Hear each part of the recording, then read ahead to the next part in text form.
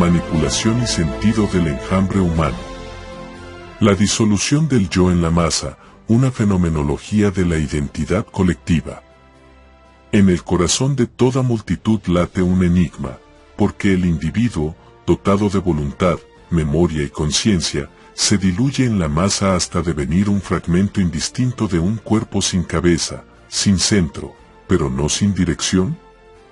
Esta pregunta, que resuena en el texto que nos convoca, donde la imagen de las golondrinas sirve como símil poético del comportamiento de las grandes aglomeraciones humanas, ha sido abordada por la filosofía desde múltiples ángulos: la psicología de masas, la fenomenología del espíritu colectivo, la sociología de la identidad y las teorías políticas del poder impersonal.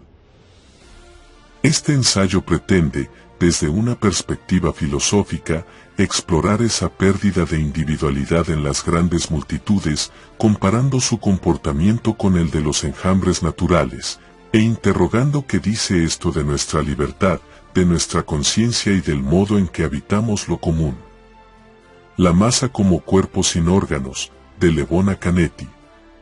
La primera piedra teórica de este problema fue colocada por Gustave Le Bon en la Psychologie des Foules, 1895, donde sostenía que el individuo, al integrarse en una multitud, sufre una regresión psíquica, pierde su capacidad de juicio, se deja llevar por lo emocional, se vuelve sugestionable. El alma colectiva, decía, es menos racional y más primitiva que el alma individual. Pero esta idea de un descenso no debe interpretarse meramente como degeneración, sino como transformación estructural. Se desdibuja el sujeto cartesiano, autónomo y pensante, y emerge un sujeto colectivo, no menos real, aunque de naturaleza distinta.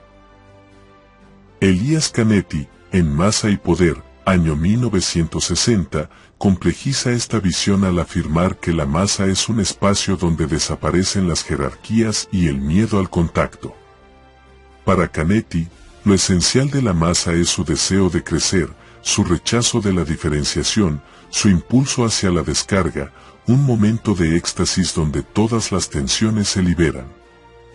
La masa, entonces, no necesita un líder para moverse, su energía interna la arrastra, como una bandada de aves que giran y ondulan por una coordinación tácita. El enjambre animal como metáfora del espíritu colectivo. La imagen de las golondrinas, que sobrevuelan el cielo en formaciones dinámicas y cambiantes, pero nunca caóticas, ilustra un comportamiento colectivo sin dirección centralizada. No hay un ave que lidere, hay un patrón emergente, una inteligencia distribuida.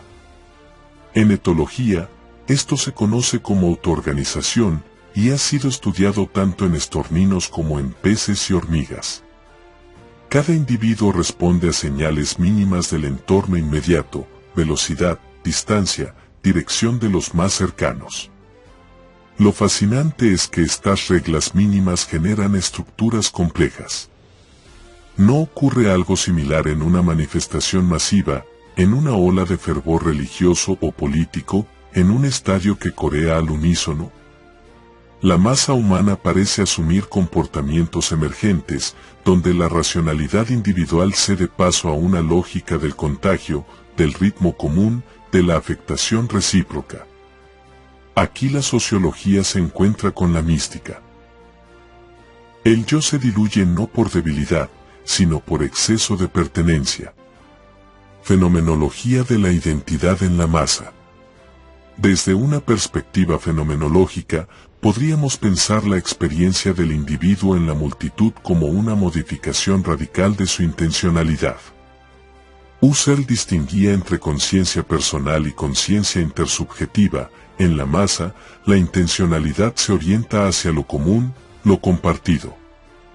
No se pierde conciencia, sino que se transforma su objeto. Ya no soy un yo que piensa mi vida, sino un nosotros que vibra en una afectación común. Maurice Merleau-Ponty, en su lectura del cuerpo como vehículo del ser en el mundo, permite extender esta intuición. En la masa, el cuerpo individual se acopla a un cuerpo colectivo, Una corporalidad ampliada que me permite ser parte de un ritmo más amplio que mi voluntad. Este fenómeno puede vivirse como pérdida del yo, pero también como liberación del yo narcisista en favor de una experiencia compartida del mundo. Política de la masa. ¿Liberación o sometimiento? La gran pregunta es si esta disolución del yo es deseable o peligrosa. Hannah Arendt advirtió que las masas sin estructura son terreno fértil para el totalitarismo, su desindividualización las hace manipulables. Sin embargo, autores como Antonio Negri o Judith Butler han reivindicado lo común como fuente de poder político. La multitud puede ser un sujeto político no centrado, no jerárquico, capaz de producir formas de vida alternativas. Lo que parece esencial es comprender que la masa no es homogénea. Hay multitudes que destruyen y otras que crean, unas que obedecen y otras que inventan. La clave está en el tipo de vínculo que se establece, si se trata de un vínculo de sujeción o de una composición de singularidades, como plantea Jean-Luc Nancy. La identidad no se pierde, se redistribuye, se multiplica, se pone en relación.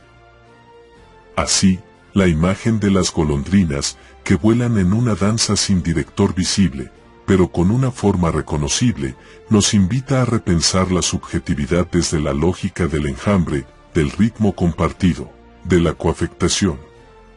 La masa no es necesariamente la anulación del sujeto, puede ser su mutación, su devenir común. Allí donde el individuo se disuelve, tal vez no haya desaparición, sino transformación en otra forma de conciencia. Y tal vez, como intuyó Bataille, solo perdiéndose en lo común se alcance una experiencia más radical del ser. El enjambre animal.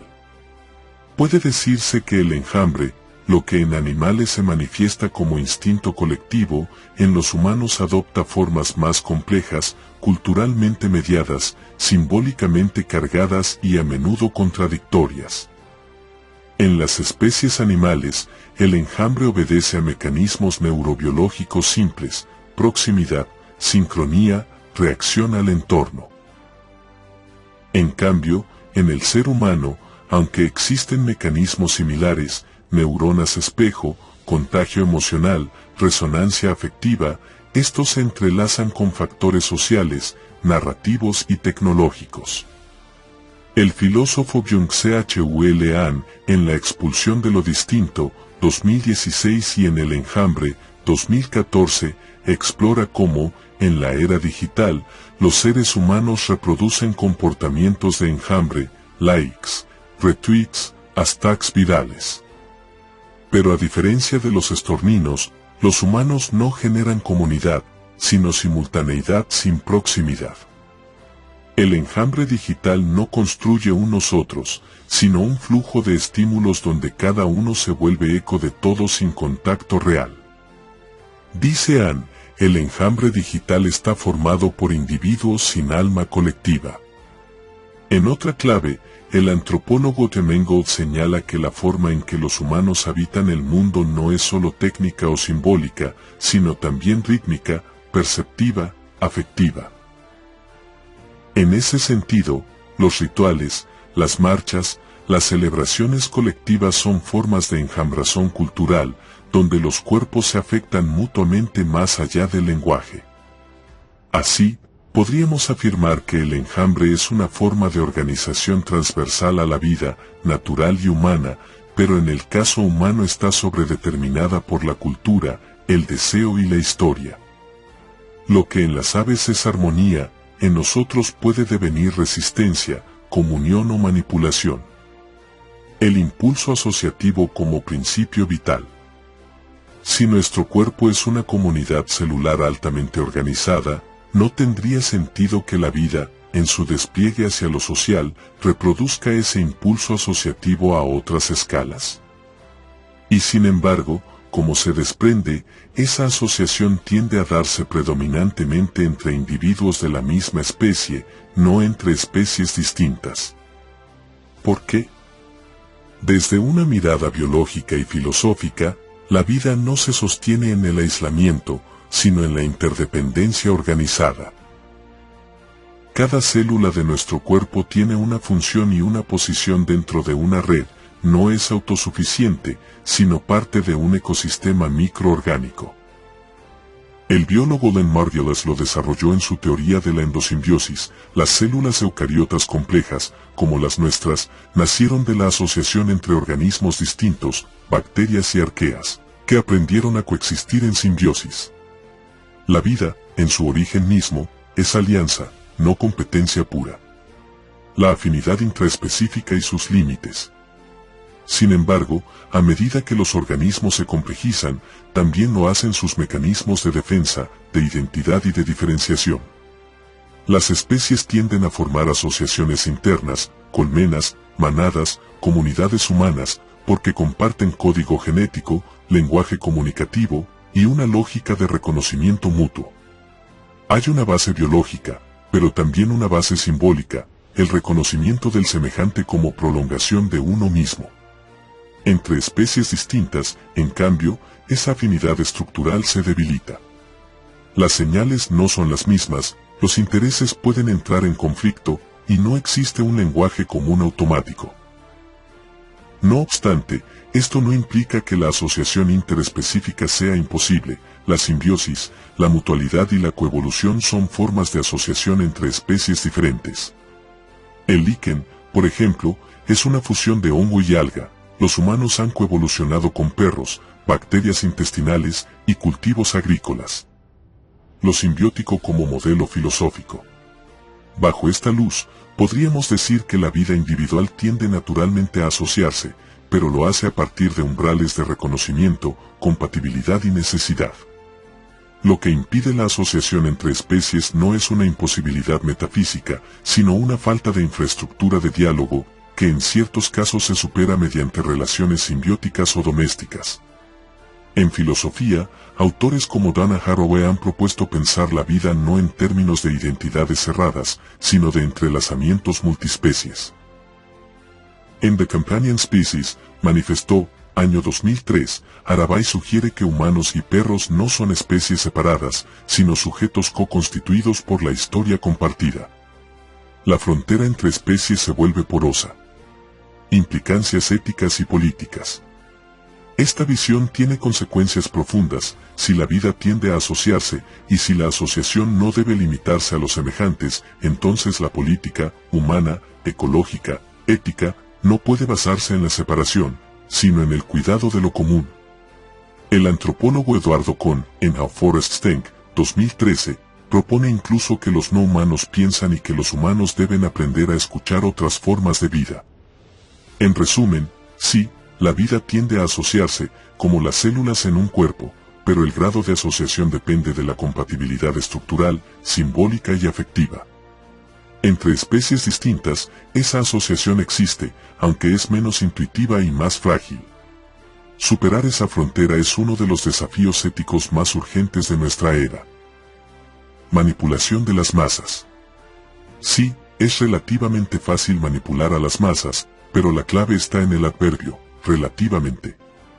La masa no es una hoja en blanco, sino un cuerpo denso, cargado de afectos, miedos, deseos y contradicciones. Sin embargo, en ciertas condiciones, especialmente cuando se disuelven los vínculos racionales, simbólicos o éticos que sostienen la autonomía del individuo, ese cuerpo se vuelve susceptible al contagio emocional, a la sugestión y al control por parte de fuerzas externas. Gustave Le Bon fue uno de los primeros en señalar que la masa no razona, sino que imagina, y que por tanto es más receptiva a imágenes, símbolos y discursos pasionales que a argumentos racionales. De allí que los líderes carismáticos, los dispositivos de propaganda o los algoritmos digitales tengan tanto poder, no obligan, sintonizan. Tocan cuerdas que ya vibraban. Hannah Arendt explicó que el totalitarismo no impone la masa, sino que se apoya en ella cuando los vínculos sociales se han erosionado y el individuo queda aislado. La masa totalitaria comienza donde termina la soledad estructural, escribió. Y allí, cuando nadie se siente visto, cuando todos son intercambiables, emerge el líder como el centro simbólico de una identidad colectiva ficticia. En la era digital, esta manipulación se ha vuelto más sofisticada. Los algoritmos no imponen ideas, amplifican sesgos, refuerzan burbujas, generan enjambres de opinión que dan la ilusión de espontaneidad. Según Byung-Chul Han, esta es la forma contemporánea del poder, ya no se reprime, se estimula, ya no se ordena, se seduce. Pero hay una contracara, la masa también puede resistir, inventar, crear. No todas las aglomeraciones son manipuladas. Muchas se autoorganizan en redes de solidaridad, como en las protestas populares, los movimientos de derechos o las formas emergentes de política descentralizada. El enjambre, como figura, no tiene moral, puede volverse máquina de obediencia o danza de insurrección. Psicología de las masas. Existen numerosos estudios psicológicos, sociológicos y de comunicación que han investigado, modelado e incluso enseñado explícitamente los mecanismos de manipulación de masas. Aunque muchos de estos estudios nacieron con intenciones científicas o diagnósticas, también han sido utilizados con fines instrumentales por gobiernos, publicistas, corporaciones y actores ideológicos. Gustave Le Bon en Psicología de Masas, sostiene que el individuo, al integrarse en una masa, sufre una regresión psíquica, se vuelve más emocional, sugestionable e irracional. La masa actúa como un solo cuerpo, guiado por imágenes, eslóganes y símbolos. Uso posterior. Sus ideas influyeron en la propaganda nazi, el fascismo y también en la publicidad moderna. Propaganda y manipulación. Edward Bernays, sobrino de Freud, combinó psicología del inconsciente con estrategias de comunicación para crear lo que llamó ingeniería del consentimiento. En su libro Propaganda, explica cómo moldear la opinión pública mediante asociaciones simbólicas, control de medios y creación de deseos. Dato clave, trabajó para corporaciones, gobiernos y campañas políticas. Fue uno de los padres de las relaciones públicas modernas. Experimentos sociales clásicos. El experimento de Milgram, 1961, demostró hasta qué punto las personas obedecen a una figura de autoridad, incluso si eso implica hacer daño a otros. El experimento de Zimbardo, 1971, en la prisión de Stanford, mostró cómo las identidades sociales asignadas, carcelero-preso, transforman la conducta. El experimento de Asch, 1951, reveló el poder de la conformidad en grupos pequeños, aunque la respuesta del grupo sea evidentemente errónea. Estos estudios muestran cómo la presión social, la autoridad o la identidad colectiva pueden distorsionar la moral individual. Teoría del framing y la persuasión. Los premios Nobel Kahneman y Tversky explicaron cómo los marcos mentales, framing y los sesgos cognitivos pueden moldear nuestras decisiones. Aplicado a las masas, quien controla el marco de interpretación de la realidad, controla la reacción emocional colectiva. Neuromarketing y redes sociales. Investigaciones contemporáneas, como las de Antonio Damasio, Daniel Kahneman o Robert Cialdini, revelan cómo el cerebro responde a estímulos visuales, repetitivos, afectivos o de autoridad. Las redes sociales y sus algoritmos, YouTube, TikTok, Facebook, aprovechan estos mecanismos para generar contagio emocional, reforzar burbujas de opinión y viralizar comportamientos. Estudios contemporáneos sobre desinformación y manipulación digital. Investigadores del MIT, Oxford Internet Institute y Harvard han documentado cómo funcionan los bots, las fake news, el astroturfing, crear apariencia de apoyo popular. Y la psicografía, como en el caso de Cambridge Analytica, para manipular masas en campañas políticas o comerciales. Por eso, la manipulación es posible, incluso es más que probable.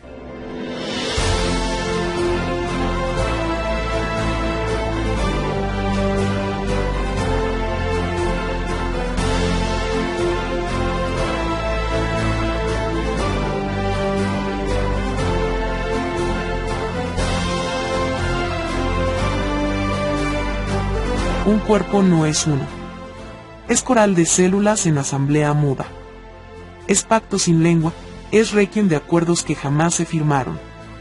Y sin embargo, persisten. Canta el hígado en tonos que el ojo no oye. El intestino rumia verdades preverbales. Y la piel, diplomática, traduce golpes en lenguaje. El yo, ese tirano frágil, cree gobernar la carne. Pero es súbdito de un enjambre más antiguo que su nombre. La vida. Esa hambre organizada, no se basta con sí misma. Se busca, se acopla, se arriesga a otras vidas. Como un río que olvida su cauce por besar la boca del mar. ¿Por qué no nos fundimos con la otredad? ¿Por qué el lobo no danza con la garza? ¿Por qué la araña rehúye al colibrí? La especie marca su límite como frontera sacra, pero el hongo ríe. El hongo conspira en las raíces y une al árbol con la flor y el cadáver. Simbiosis, forma antigua de sabiduría. Una alianza sin palabra. Una conversación sin oídos. Y entonces pregunto: si todo en mí es plurivocidad, ¿por qué pretendo ser uno solo? ¿Por qué amar solo lo que me espeja? Tal vez el alma sea un enjambre esperando disolverse en la vasta colmena de lo vivo. Tal vez el sentido no esté en la unidad, sino en la danza entre especies que aún no hemos aprendido a nombrar.